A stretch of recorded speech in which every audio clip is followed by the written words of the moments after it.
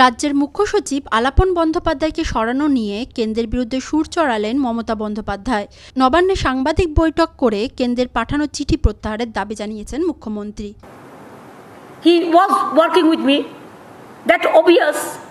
Chief Secretary is a state government officer. Maybe they are central pools. From central pools they come. But you know, after Sarkaria Commission and other commission, that they are the state government officers. They work for the state government fully. Now head of the state administration, now chief secretary, you gave notice without any consultation that we want requisition in Delhi. He should have joined.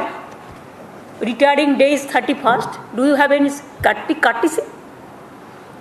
Yes, 3 months he has got extension.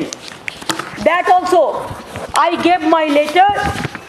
You see, this is my letter, 10th of May, that because of COVID situation and because of this Yas and cyclone,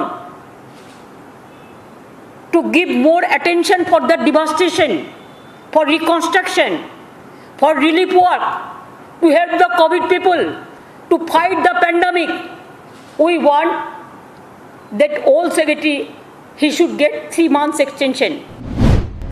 স্বস্তি দিয়ে টানা দুদিনে কমল দেশের দৈনিক সংক্রমণ, কিছুটা কমেছে দেশের দৈনিক মৃত্যু সংখ্যাও। মহামারী মোকাবিলায় রাজ্যে চলছে কার্যত লকডাউন সহ একাধিক বিধিনিষেধ। তারই জেরে সংক্রমণের বিদ্যুৎ গতিতে খানিকটা হলেও লাগাম পড়ানো গিয়েছে বলে মনে করছেন বিশেষজ্ঞরা। শনিবার স্বাস্থ্য দফতরের পরিসংখ্যান অনুযায়ী একদিনে দেশের করোনা আক্রান্ত হয়েছেন 1,73,921 জন, যা শুক্রবারের তুলনায় অনেকখানি কম। গতকাল আক্রান্ত হয়েছেন 1,86,364 জন। একদিনে দেশে করোনা আক্রান্ত হয়ে মৃত্যু হয়েছে 3,617 জনের। গতকালের তুলনায় কিছুটা কমেছে দৈনিক মৃত্যু সংখ্যাও। গতকাল মারণ ভাইরাসের বলি হয়েছিলেন 3,660 জন। গত একদিনে সুস্থ হয়েছেন 2,84,601 জন। দৈনিক আক্রান্তের তুলনায় সুস্থতার হার অনেকটাই বেশি। এখনও পর্যন্ত মোট সুস্থ হয়ে বাড়ি পৌঁছেছে 2,51,78,011 জন। এই মুহূর্তে দেশে করোনা অ্যাক্টিভ কেস 22,28,724 জন। সুস্থতার হার বেড়ে দাঁড়িয়েছে 90.80%। গত একদিনে করোনার নমুনা পরীক্ষা হয়েছে 20,80,048 জনের। মহামারী মোকাবিলায় দ্রুত টিকাকরণের উপর জোর দিতে বলেছেন বিশেষজ্ঞরা। দেশ জুড়ে টিকাকরণের গতি বাড়াতে জোর দিয়েছে কেন্দ্রীয় সরকারও। তবে টিকার যোগান চাহিদার নিরিখে অত্যন্ত কম থাকায় বাড়ছে সমস্যা। কোভিড-19 জটিলতার কারণে অসমের বিধায়ক লেহরাম বোরোর মৃত্যু হয়েছে। শনিবার আসামের তামুলপুর আসনের ইউপিএল বিধায়ক লেহরাম বোরো মারা গেলেন। রাজ্যে যখন কার্যত লকডাউনের মেয়াদ বাড়ানো হয়েছে, ঠিক তখনই রাজধানী দিল্লিতে শিথিল করা হচ্ছে বিধিনিষেধ। আগামী মঙ্গলবার থেকে দিল্লিতে শুরু হবে আনলক পর্ব, এমনটাই জানিয়েছেন দিল্লির মুখ্যমন্ত্রী অরবিন্দ কেজরিওয়াল। কোভিডের বাড়বাড়ন্ত প্রায় কমে গিয়েছে রাজধানীতে। দিল্লিতে বিগত 1 সপ্তাহ ধরে করোনা সংক্রমণ নিম্নমুখী। ভোট পেরোতেই ঘুরপথে সংশোধনী নাগরিকত্ব আইন অর্থাৎ সিএএ চালুর প্রক্রিয়া শুরু করল কেন্দ্র। কেন্দ্রের তরফে ঘোষণা করা হয় এই সিদ্ধান্তের কথা।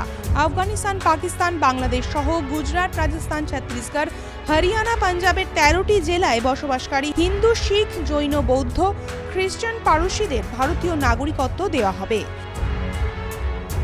তারা যাতে অবিলম্বে আবেদন করেন সেই বিষয়েও জানানো হয়েছে স্বরাষ্ট্র মন্ত্রকের তরফে। প্রসঙ্গত, 2019 সালে সংশোধিত নাগরিকত্ব আইন অনুযায়ী নয়, 1955 নাগরিকত্ব আইন এবং 2009 সালে প্রণীত নাগরিকত্ব সংশোধন আইনের অধীনে এই বিজ্ঞপ্তি জারি করা হয়েছে। 2019-এর শেষ থেকেই দেশে সিএএ বিরোধী আন্দোলন শুরু হয়েছিল বিভিন্ন জায়গায়। মমতা সরকার রাস্তায় নেমে এই আইনের বিরোধিতা করে।